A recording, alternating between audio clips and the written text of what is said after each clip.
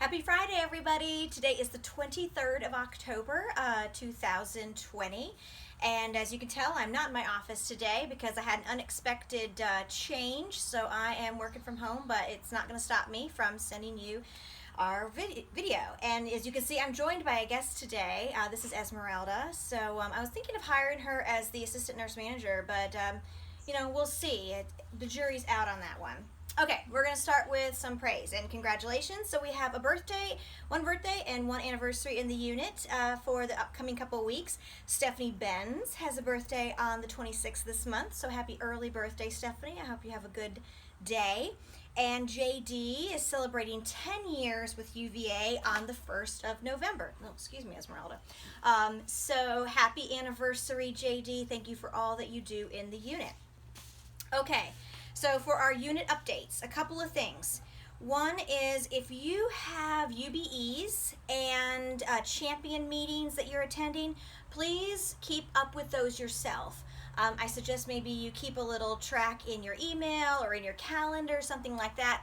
Sending them to me is great, and I'm keeping up with them as well, but please do yourself a favor just in case that you need them and I'm not available to give them to you, that you keep up with them as well, okay? My virtual office hours are still on Tuesdays at 1:30. So if you have questions for Tara Lynn, you can WebEx in at those times. It's okay if you don't. I'm available whether anyone logs on or not, so don't worry about that. Specialty unit supplies. So we've always had a few supplies that we need, but we don't have room for in our supply room. So Kathleen has been so gracious as to organize those in the black container drawers in my office, and she's keeping a list of supplies and the par numbers. So if you have things that you feel like need to be added to that, get with her so she can add them to that list, and then if you need them, that's where they are. We need to keep those supplies out of the wooden drawers like we used to have them because of expiration dates. So if you think we need something, let Kathleen know. Also, speaking of Kathleen, she's checking team members off on DC temporary central lines. So we're talking MAC lines, PIC lines, things like that. Not tunneled lines, not permanent lines, but the temporary ones. So if you have not been checked off on that skill, get with her so you can make a plan. Planned meal breaks. I understand that sometimes things get busy in the unit and you don't always have time for a meal break, but everyone needs to take a break. You need to be able to step away for a few minutes, leave your phone at the desk or with another nurse, with me, with the charge nurse. So please make an effort to do that. I know that some of you like to take, speaking especially of day shift, you like to take breaks later in the shift. I respect that. I want you to be able to take a break when you want, but keep in mind that sometimes as the shift gets later and later, it's harder to get people to be able to cover for you because things happen, discharges, admissions, that kind of things. So just be mindful of that, but make a plan with the charge nurse as to when you're going to take your meals so everyone gets one. All right. Staffing. So Stacy Clatterbuck is a new hire Clin 1 in the unit. She is finishing up her general orientation today, and she'll be in the unit beginning on Sunday will be her first shift. Ashley is going to be her primary preceptor, and several others of you will be filling in. So welcome, Ashley. Please introduce yourself to her.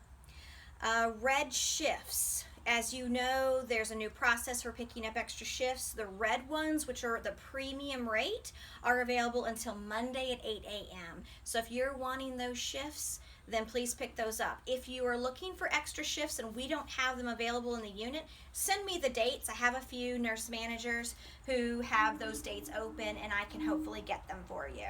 At 4 p.m. on Monday, those shifts will turn yellow, which is the reduced extra rate.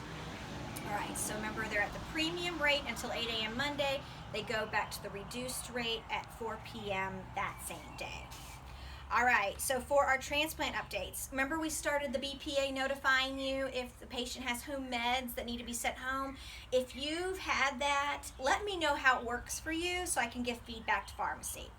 All right, and then just a quick little stats update. As of yesterday, we have done 85 adult DCD kidneys, 26 living donor adult kidneys, 7 adult KPs, 2 adult pancreas, 55 DCD adult livers, 5 living donor livers. So those combined with the heart, the lung, and the pediatric transplants gives us a grand total of so far 225 total transplants this calendar year. So just as a little stats check, I know we've been really busy, and that definitely quantifies it for us. Okay, medical center updates.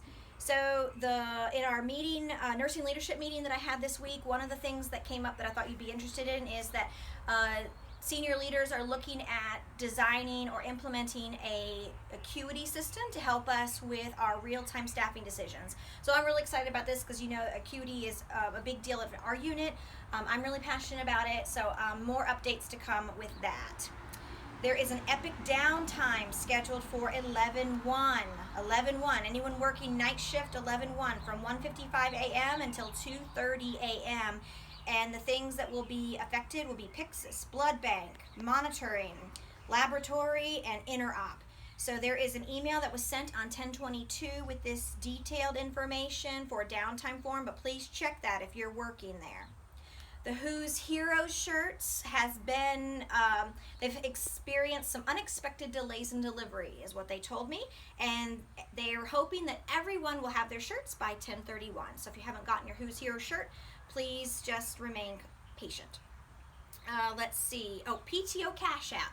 There will be a PTO cash out this fall. It will be November 5th through the 15th, and there's an email sent today at 10:35 this morning with details for that. So if you're interested in PTO cash out, please go to that email and follow the links in Workday for that. Okay. Also, there is a new section for finding standard work. It's been reported that sometimes it's kind of hard to find the standard work, especially when you need it in a hurry for clinical safety issues. So there's on the clinician portal, it's called Critical Safety Standard Work. It's right on the Knowledge Link page, so hopefully that will be a quick link for finding that information. And please give me feedback on if you still have trouble finding it. All right. Last but not least, under safety and compliance, if a patient is planning to be discharged and pharmacy meds to beds has been delivered to the room, if something happens and that patient ends up not leaving, those medications have to be returned to pharmacy. They cannot stay in the room overnight. So if you have the situation, call the outpatient pharmacy over in the ERCC and get the process for returning those medications. Okay, they may not stay in the room. If this happens, then all the medications have to be re-verified, narcotics have to be recounted, and it can delay the subsequent discharge. And then finally, our magnet moment. So thank you for allowing me the time to step away last weekend with my family. It was really good for me. I read a book and did a lot of nothing, and it was good for me.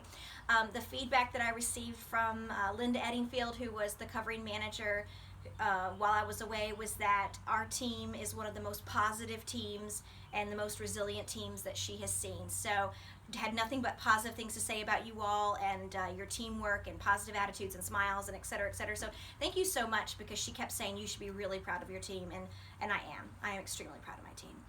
You all are the best, and thank you. All right, so with that, Esmeralda and I are going to sign off. So have a great weekend and see you next week. Bye.